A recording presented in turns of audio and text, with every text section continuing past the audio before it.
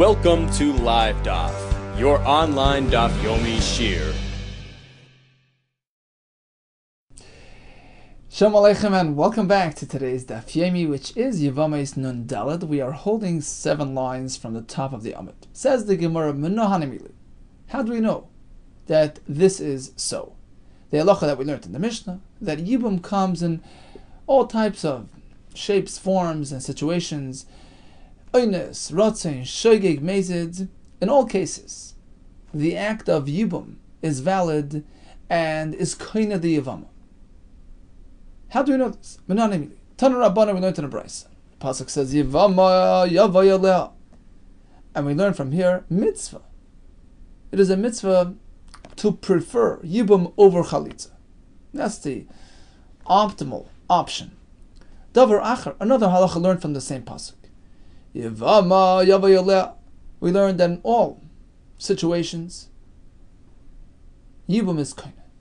Bein b'shogeg, whether it was done by accident, he thought it was his wife. Bein b'mezid, or done willingly, but l'shem znus, not l'shem shemayim. Bein b'oines, done against his will. Bein b'ratzon, or willingly. In all cases, Yibum is valid. Asks the Gemara, v'ha'afiktei. You've already used the same pasuk a minute ago, the mitzvah, to tell you Yibum is preferred. That's the best way to do it. Yibum over Chalitza. How can you use the same pasuk to tell you that it comes in various forms? Le mitzvah, if only to tell you that. That's already learned from the other pasuk. If this fellow is unwilling to do Yibum, he proceeds with Chalitza. We learn from there. Hachafetz Yabim. Apparently, if he wants to, it's better to do Yibum over Chalitza. Chalitza is option 2 to Yibum. So that concept is already known from that pasuk. V'chi asakra. And then when the pasuk says Yevama Yaveleo, it's coming to tell you that Yibum is considered effective. An effective process, irrelevant of the circumstance. Bein b'shogeg, bein b'mezid, bein b'oines, bein b'rotzin. Tani idach. Here comes another brisa, based on the same pasuk. Yevama Yavai Aleh. This indicates a proper physical interaction, kedarka, the way it's meant to be. Ulakacha, the extra word ulakacha, is coming to add even shaloi kedarka, as we discussed yesterday. Had the pasuk only said v'yibeim instead of v'yibma with the hey, without the hey, v'yibeim, we would learn biyogoimeres ba.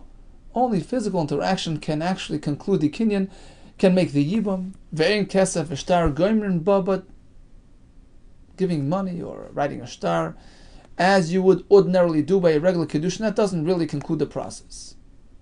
The fact that the pasuk added a hey, v'yibma, teaches us bal karcha, even against her will, she's obligated, she's committed to the cause, she has to avail herself to reestablish her husband's memory. Davar achar, another halacha from the same pasuk, Yevama Yaveleh, bein b'shogeg. So basically, the Gemara is now going back. In fact, the Bach adds the words Amar Mar. Let's review the brisa brought before this one, the previous brisa, Davar achar Yevama Yaveleh, which teaches us in all circumstances, in all forms, in all shapes, shogeg, mezid, it works. What do you mean? Va'afikte l'kedarka. In the most recent brisa, we use these same words, Yevama Yaveleh, to tell you that Yibum has to be kedarka, the way it's meant to be. So how could you use the same pasuk for the other concept? No, says the Gemara, hahu. This idea, milahakim la'achiv shem nafka, can be learned from that pasuk. What's the purpose? What's the objective? To reestablish that fellow's memory, that fellow's legacy. Apparently, it needs to be an experience that can generate offspring, which will be considered, which will identify, which will be attributed to that fellow, right? But makim should make him shame. It even has to be a physical interaction, a physical experience that can be making shame. The conventional bia, which has the ability to generate offspring. So now we know. V'chi asa kra. So when the pasuk says Yevamo Yave'aleh, it's no longer needed to tell you how to do Yibum. That we already know. Yibum is an act which generates offspring. Rather, the pasuk is telling you bein b'shogeg, bein b'mezid, bein b'oinus, bein ratzon, to encompass all these circumstances. Gufa. Let's go back to a halacha that we learned on the top of the Amud. We actually learned it yesterday. First line of the Amud. Amar Yehuda Yashin Leikana Biyavimtai. When one is asleep, even if he engages in biyah, there's no kinyan. Why? The pasuk says Yevamo Yavi'aleh, and we learn Adam Mechaven Lo L'Shem biyah. It has to be done with kavanas biyah. It has to be done with cognitive awareness. V'atanya, listen to this brisa, which sounds like even a person who is asleep has the ability to make yibum, bein air, whether he's awake, bein yashin or asleep. Ema, let's revise the brisa. Bein eira, it works whether she is awake, bein yishena, or she is asleep. But he needs to be aware of what's going on. V'atanya, but listen to the next brisa. Bein eirhu, bein yashinhu, bein eira hi, bein yishena hi. Whether or not he or she are awake or asleep, it works. This price is speaking when he's partially awake. He's dozing off. How do you quantify that? He's asleep, but not really asleep. He's hovering between a wakeful state and a sleep state. He's awake but not fully awake. Kigoin, for instance, the correlate. When they call him Getzel, he responds. He doesn't have the ability to really respond with rationality, with thinking, with something which requires intellectual effort. But when he is reminded of something, he acknowledges. Does that make sense? He nods and he acknowledges. But he can't really initiate something which requires rational thinking. Okay, so in that case, we say that his das, his awareness is present to a certain extent, which allows him this kinyan of yibum. Gufa Amar Rabba. Let's go back to the other halacha that we have on top of the Amud. Nafal benagag v'niska. A fellow was in a state of kisha, his aver was stiffened, and then he dropped down to a lower area. Nafal benagag, and he sort of encountered an isha. V'niska, and he connected with an isha, and damaged her, abused her. Chayeba v'advarim. So he has to pay for that harm that he did.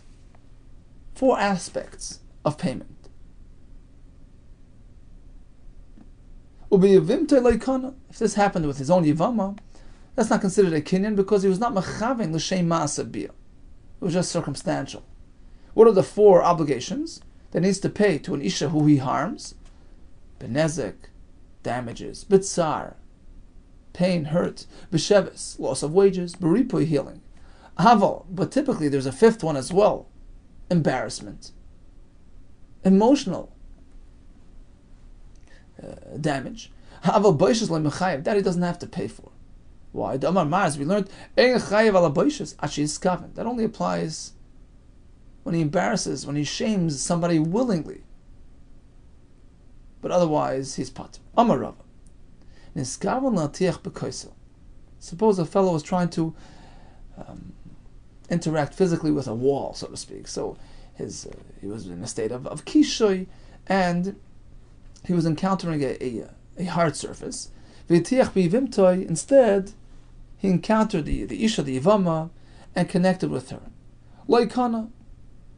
There's no kinyan there because there was no intent to do even a masa, to do even an act which resembles biyah. However, la'tiach b'behema, his intent was to connect with a behema physically, v'tiach b'yevama, and it got switched over to the Yevama, and there was a physical interaction. Kana, in this case, it's a kinyan. Why? What's the difference? The fact is, he was encountering a masa biyah, and that was his intent, although it was a behema, but biyah nevertheless, and therefore, if it was transferred over to the Yevama, it's considered a masa biyah, and there's a kinyan. The Mishnah speaks about a limited physical interaction, echad ha'ma'ara. Not a full insertion of the Eber, but a limited physical interaction. A partial Bia, and that also counts for Yibum. Amarula. How do we know this? Minayin laha'ara min haTorah.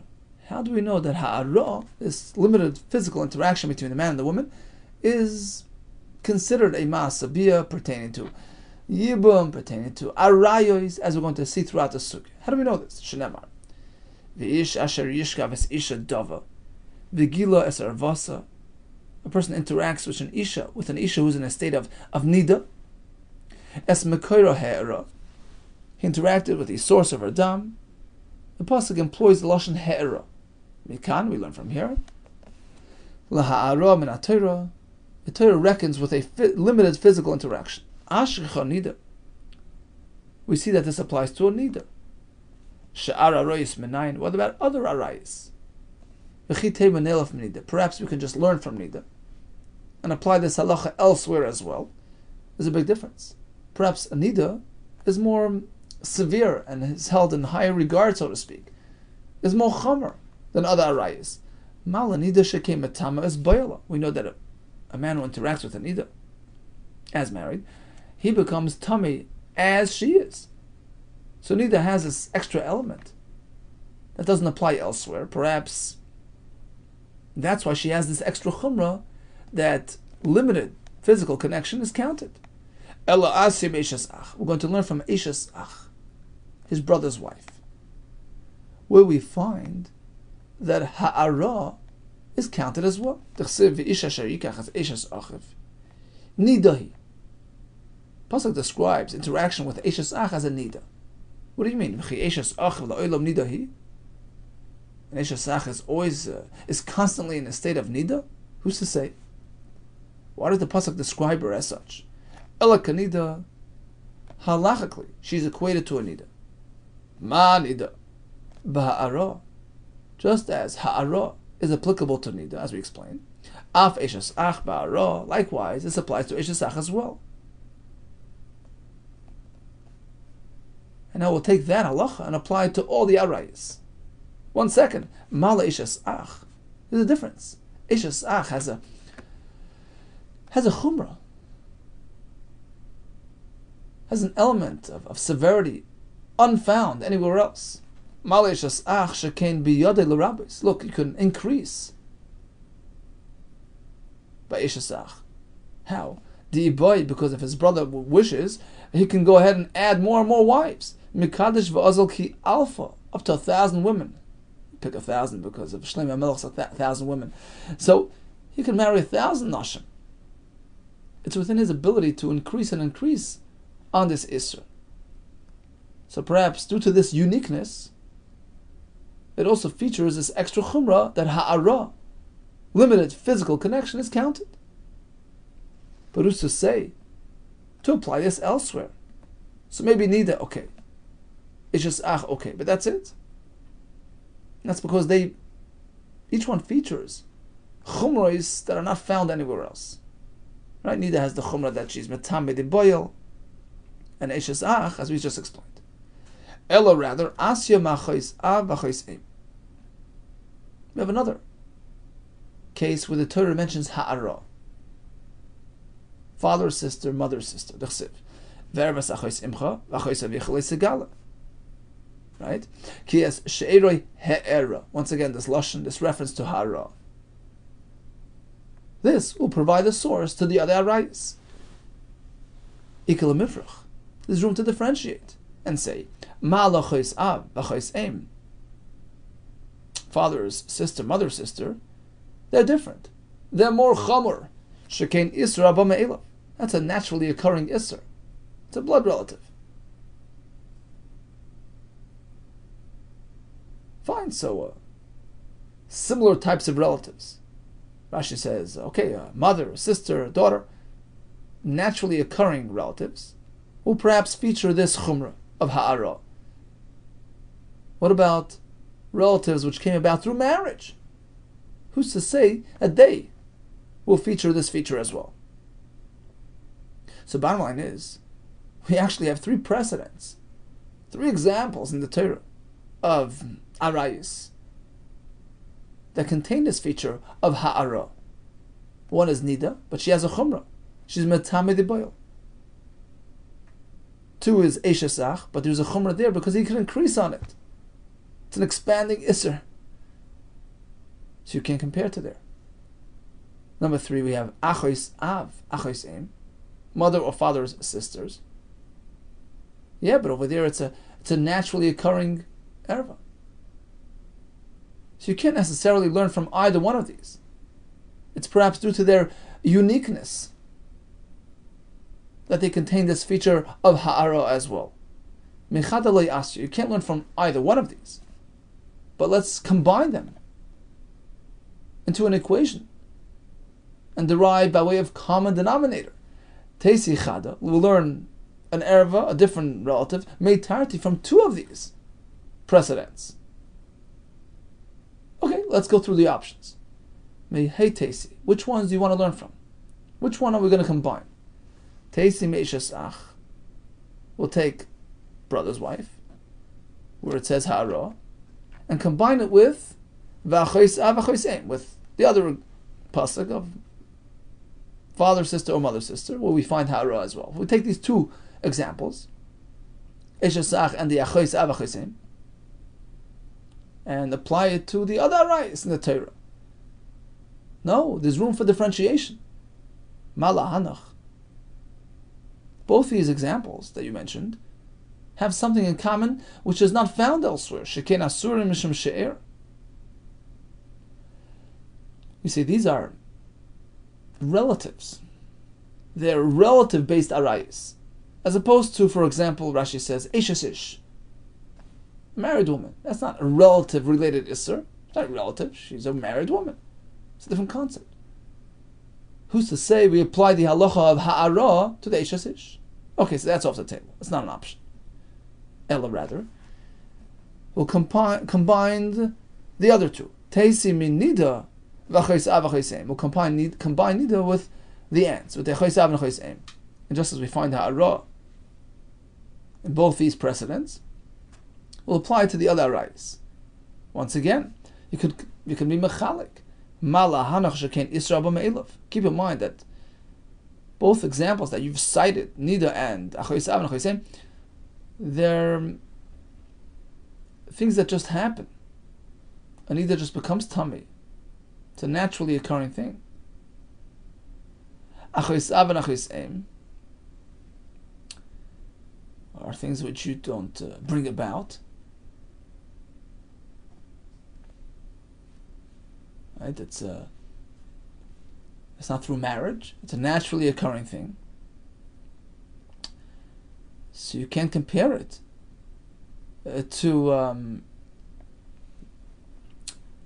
erva which came about through marriage.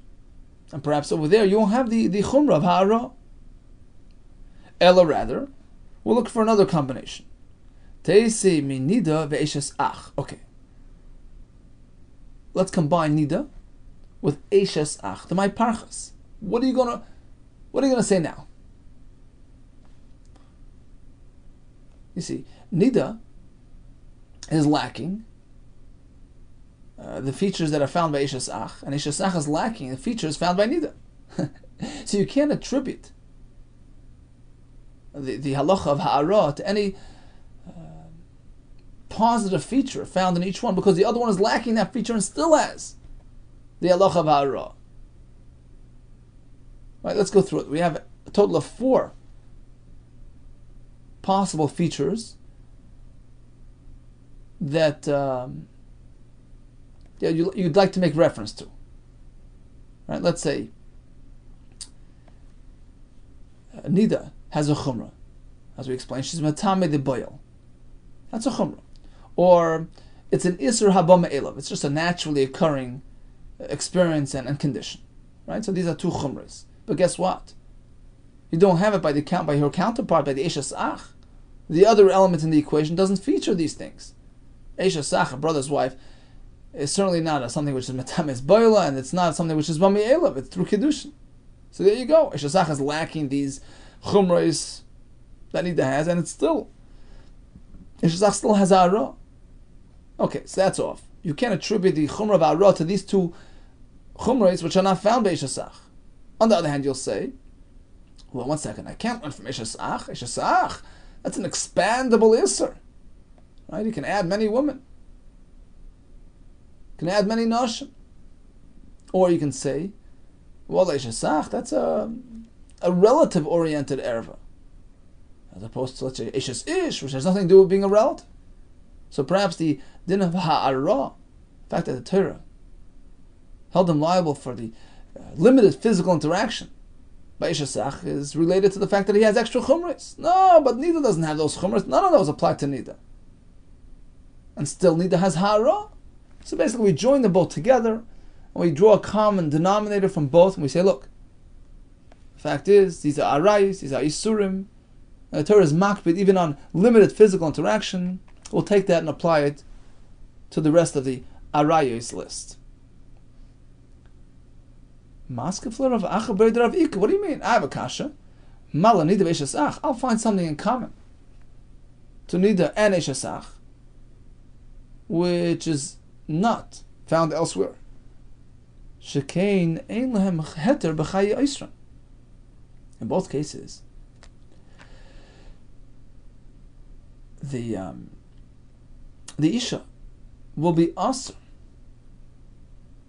as long as the reason for the Isser is around. Meaning, Ishasach shall never be Asr as long as his brother is around.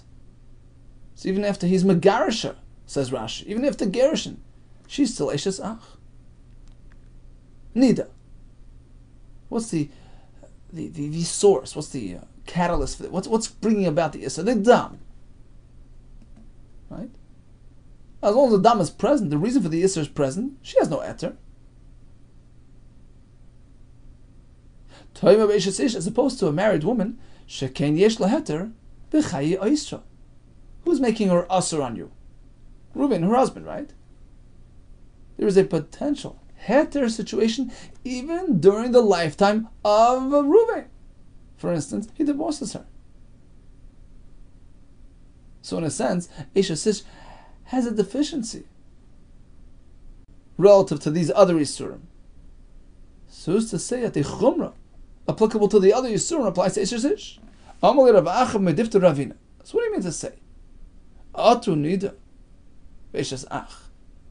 You're implying that in those two examples, Nida Ve'Ishasach, they have no heter during the lifetime of the Eiser. But after the Eiser is no longer here, they're mutter? The reason for the Isser is gone, they become mutter? Is that what you mean to say? Right? They're Asr throughout the lifetime of the Eiser. Which sounds like when the Eiser is removed, when the Dam is removed, or the brother-in-law is removed, they become mutter? Is that true? Of course not. Atu Nida Ve'Ishasach. You mean to say in those two cases, B'chayi Eisron hu de'elam heter. Only during the lifetime of their Eiser, they cannot have potential heter. Avala acha mikan yeshlem heter. But when the Eiser is no longer here, they are mutter? Automatically they revert to heter? That's not true. Let's say the Nida. Even when the Dam is removed, she's still Asr until the end of the 7 days. It's a day, 7-day dependent halacha. She's still Asr even when the Dam is gone. Likewise, Eshasach. Even when the brother-in-law passes away, Bebanim Tali Rachmanav, she has children, she's still Asr. So that statement that you made, it sounds a bit misleading. Ela parachachi, rather, says the Gemara, when Rav Acha ben Riki asked this kasha, let's reword it. He asked like this: you're trying to learn from Nida, you're trying to learn from Eshas Ach. There's a big difference between them and others. Mala Nida Eshas Ach, Shekain ein oisron matira. The thing that makes them asr, let's say the Nida, the Dam makes her asr. That Dam has no ability to make her mutter.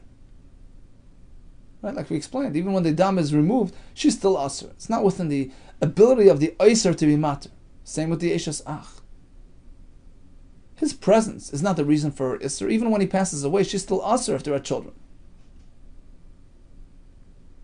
The only reason why she's mutter is if there's no children. It's not the Isra that's matter her. As opposed to a married woman, Isra matira. Who's making her Asr? The man, her husband. He is the Isra. And he is the matter. He has the koyach to be matter the Isha by way of a get. So maybe there's a special kula by an Isha's Ish, and therefore perhaps this chumrah of ha'ara being Asr by the Arais would not apply to an Isha's Ish. So how do we know it's not so? It's based on a mamatzinu. We connect all the arayas to each other. In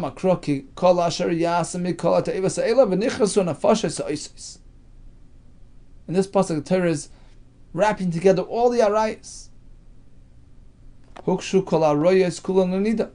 And since by nida we find the lashon ha'ara, we connect all the arayas, even ishasish, to nida. And we say ma nida ba'ara, just as ha'ara is asr by a nida, av kol ba'ara, likewise it applies to other arayas. That's the conclusion. We find ha'ara by nida, and we go ahead and apply it to all the arayas. Asks the Gemara, but remember that the pasuk mentioned the word nida by ishasach. The Gemara asked, what do you mean? She's always a nida? Well, we're trying to apply the element of ha'ara found by nida to ishasach, but now we don't need that because through this mamatzina formula, we've already concluded that ha'ara is to be applied to all the arayas. If so, this takes us back to the kasha. Why does the pasuk have to mention the word nida by ishasach? Is she always a nida? What's the point of mentioning that? The answer is, look at the Rav Huna. Damar Rav Huna, remez li vava min haTorah b'nayin. Where do we find a hint to the din of Yibum? Minayin? What do you mean? Haksiv Yevamo Yavei Aleh. We have a parsha about Yibum. Ela remez li Yevamo shasura b'chayibala minayin. Sure, we know that if the husband passes away, there's Yibum. But how do we know that the heter of Yibum is only applicable after he passes away, but not during his lifetime? Maybe she's mutter even during her husband's lifetime. Says the Gemara, what do you mean? Hi Svari, that's just common sense. But the Amar Rachmana, La'acha Mrs. Bala Sharia. Once the pasuk tells you, look, after her husband passes on, she's mutter, what does that tell you? About the state of affairs during his lifetime. Of course, Mechlada b'chayi bala asura. It's pretty clear. She's also during his lifetimes. What do you mean? How do we know? It's obvious. No. V'dilma la'acha misas bala mitzvah. Maybe the pasuk is telling you after her husband passes away, there's a mitzvah to marry her. B'chayi bala rishus. During the lifetime of her husband, it's optional. There's no mitzvah. You don't have to, but it's optional. He has no children. Her wife is mutter. Inami, or you can say la'acha misas bala in. Sure, the pasuk is telling you, go ahead and marry her. Once her husband passes away, it's a mitzvah. B'chayi bala noi, but don't do that during his lifetime. B'chayi bala loy, but it's only a diuk. You see, the halach is v'lav abo machlal asay, a lav which is derived from an asay, by way of diuk and implication, has the din of an asay. Right? If I tell you do this, and you can be medayik, you can imply from there, don't do that. That's only an asay. It has the value of a mitzvah asay, not of a leis asay. Do this, and don't do that. But it's not an implicit leis asay. Sorry, it's not an explicit leis asay. It's only implicit, and therefore it has only a din like the asay which it's coming from. Right? But there's no kares or that. So how do we know that there's more than just an asay for interacting with a sister-in-law during her husband's lifetime? Ishasach that has no children. How do we know that there's an isser, there's a chorus? Makro. That's why the pasuk says like this. We describe an ishasach like a nida. She's always in a state of nida. Ella, rather, the lesson is as follows. To make it clear, Kenida, we treat her like a nida, which means Ma nida afal pi sheyesh la heter la'achar mikan. By nida. Certainly, after a while she becomes mutter. But it doesn't in any way weaken her current isser. B'shas isur b'kuris. While she's still usser, she's a full-fledged kuris, despite the fact that it's going to expire in the near future. As long as it's here, it carries the full severity. Likewise, by an Ishesach, brother's wife, even though she has no children, she'll become mutter soon. When her husband passes on, as long as her husband's alive, her status remains unchanged. She's a regular Erev. And that we learn from the reference to Nida in this pasuk. Continues the Gemara with another kasha.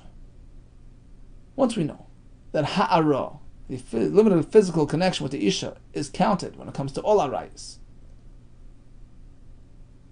it's learned from the pasuk of Nida, and that's compared to the other arayis, as we explained.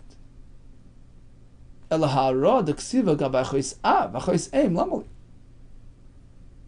Remember Naman Aleph. The Gemara brought a pasuk by achois av, achois eim, father, sister, mother, sister, where the pasuk mentioned ha'ara.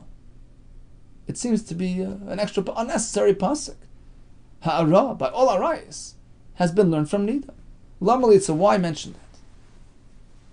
To tell you another halacha. Look at the boy minei Ravina Merava. Ravina asked Rav, Hama'ara bizchur ma'u. If one engages inappropriately with a man and commits a limited physical connection, Hama'ara. What is the halacha there? Asks the Gemara, B'zchur, when we're speaking about a zachar, of course it's compared to an isha.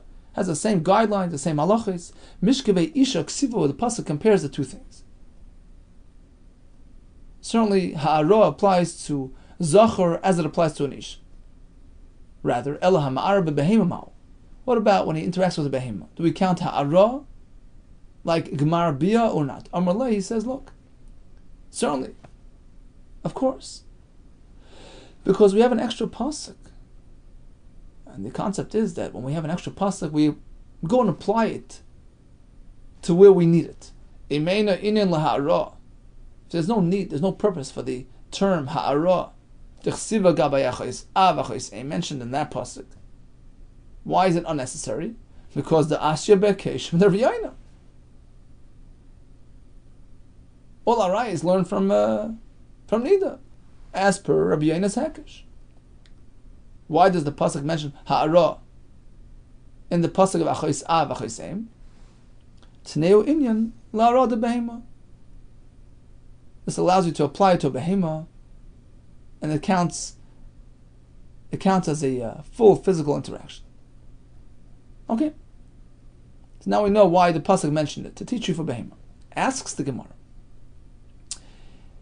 You see, just a short introduction. The pasuk of achois av achois eim is really an extra pasuk, completely extra pasuk, because, as Rashi explains, in Parshas Achrei Mos, we already have a discussion about achois av and achois eim. Why repeat it again in Parshas Kedoshim? It's an extra pasuk. What is it used for? The Gemara will soon tell us. What we do know at this point is that the lashon ha'ara mentioned in that pasuk is coming to teach us regarding ha'ara of behema. Asks the Gemara, Michti, let's analyze. Behema chayvei misas bezdin. You see, in some cases of arayis, the liability is misas bezdin. Bezdin addresses the einish. In some cases, it's just karas. We have some and some. Interacting as married, interacting physically with a behema is a misas bezdin. My time eksiv lahara adidei gabechayve krisis. Why did the Torah choose to mention this element of ha'ara pertaining to animals in a pasuk that discusses chayav krisis, such as achois av and achois eim? Lichtev gabi misas bezdin. Wouldn't it be better for it to be included in a pasuk which discusses arayas that pertain to Mrs. Bezin, which is similar to behema, right? V'neilaf Mrs. Bezin, which would allow us to learn the halacha of behema, which is a form of a Mrs. Bezin, from another arayas that are Mrs. Bezin oriented. So why did the pasuk put it into a different pasuk of kares? Answers the Gemara, Aidi de kuli krola drasha asi. Keep in mind that the entire pasuk of Achis Av and Achis Em is really an extra pasuk, as we mentioned. It's coming to tell you drashas. Ksiv bei nami hamilsa l'drasha. That's why it included the reference to ara, which is meant for the drasha of behemoths. Okay, my drasha. Which lesson do we learn from this extra pasuk? This Hanya. Don't interact with father's sister. Now, when we say sister, do they share father or do they share mother? Both. Beimin av, whether they only share a father, beimin aim, or they share a mother. Either way, it's considered father's sister. Ato Eimer, you suggest beimin av. Beimin aim, it's irrelevant to whether they share a father or mother. Oyeno, maybe perhaps not. Eino yela min av, beimin aim, only if they share a father, which is a proper familial connection. But maybe if they only share a mother, it's not considered an erva. Vidinu. We're going to apply the following formula to prove otherwise. To prove that she's considered father's sister, whether by sharing father or mother. Chiyiv kan, v'chiyiv b'achoysa. We find the chiyiv in this case, and we find another chiyiv by one's actual sister.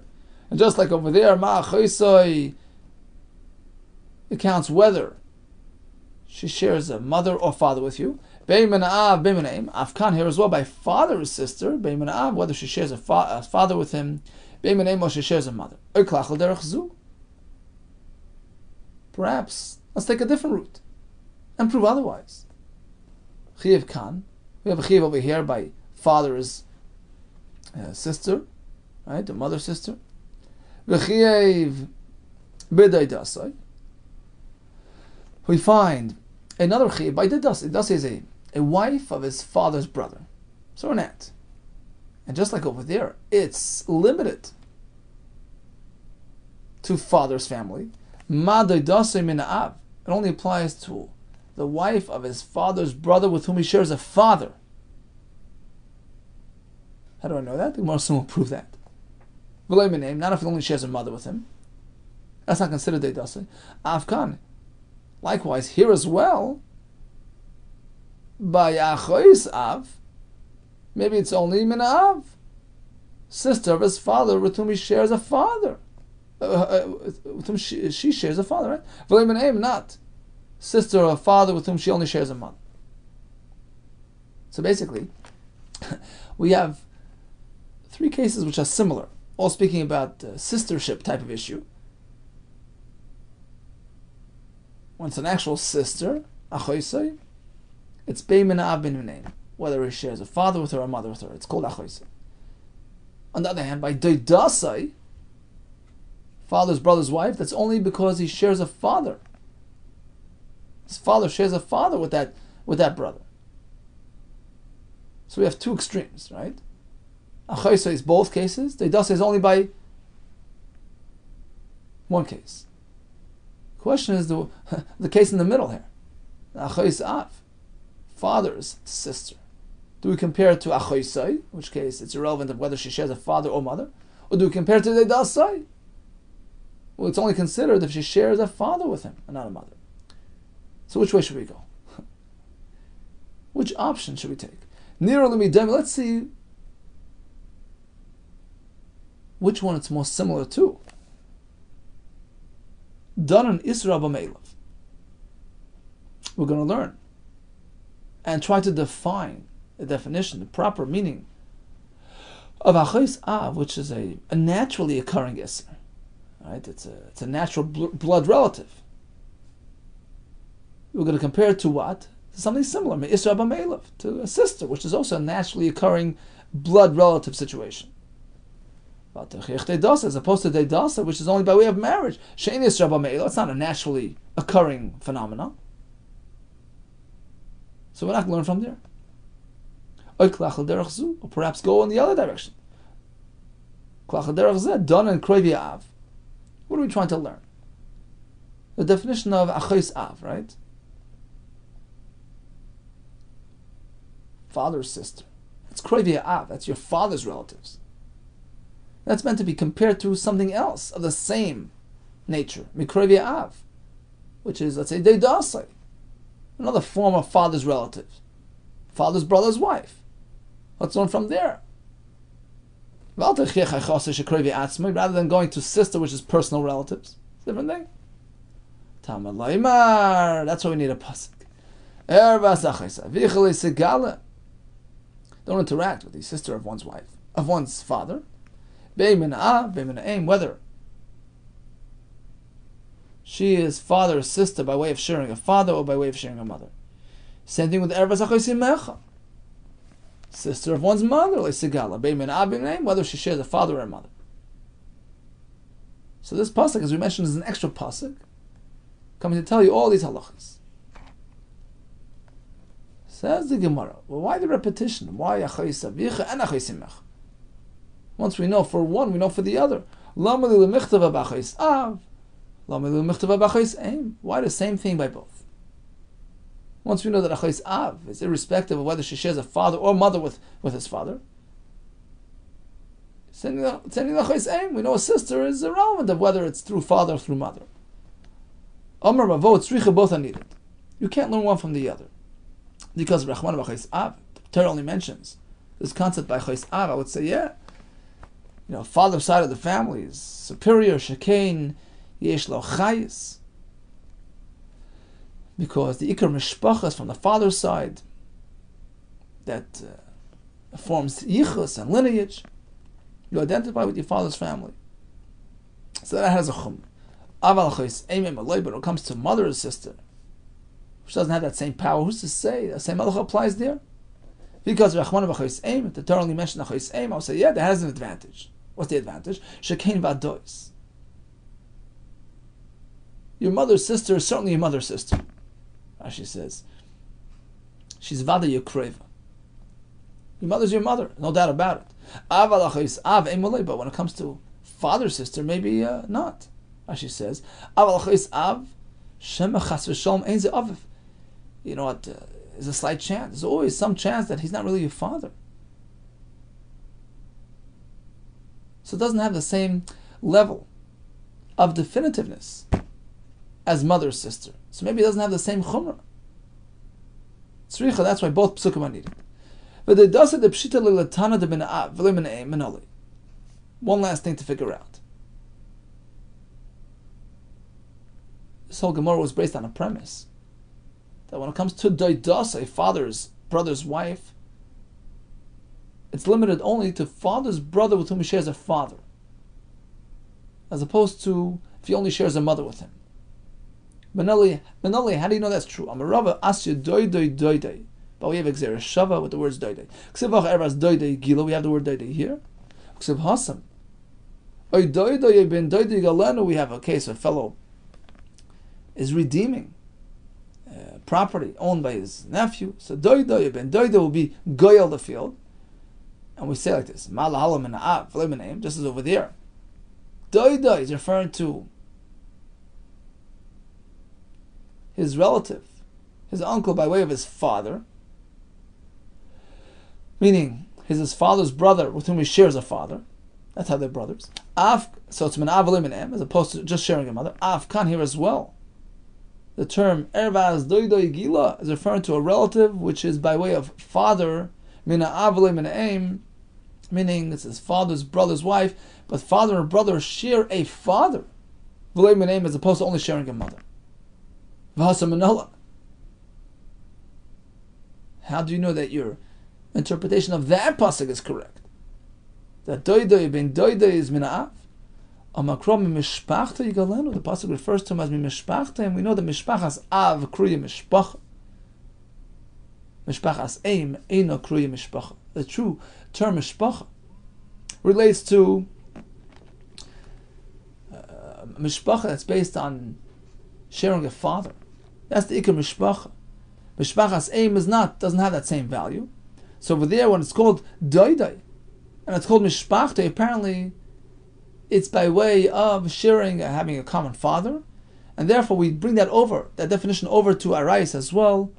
Ervas doidoi is because they share a father, and that is the basis for our notion. Bottom line is, we have three cases which are fairly similar. Sister, in that case it's whether they have a common father or mother. Doidoi sai, father's brother's wife, that's only because father and his brother share a father. Regarding achos avicha and chaysimecha, that's sort of in the middle. There's no clear pasuk for that. Father, sister, mother, sister. Sister, in what way? The Gemara concludes, because it's an extra pasuk, it's coming to tell you. Sister by way of having a common father, or mother as well. Okay, let's do a quick chazar of today's daf. We started with the Yibum guidelines. All types of variations are effective. Of course, Yibum is preferred to Chalitza, and it works whether it's b'shoigig, b'mezid, b'oines, b'rotzit, even b'al karcha. Even ha'ara, that partial physical interaction, carries weight. It has to be l'shem ma'asa bia, as opposed, for instance, to a person who is asleep. That doesn't count even for Yibum. We know that ha'ara is effective by Yibum, as we just mentioned, and also when it comes to Arayis. The pasuk by Nida actually mentions that lashon, and we draw that over to all the Arayis by way of a mamitzino, a hekesh, presented by Rabbi Yehuda. We concluded with several cases. We try to define the true definition of sisterhood. All the best to you and much hatzlacha.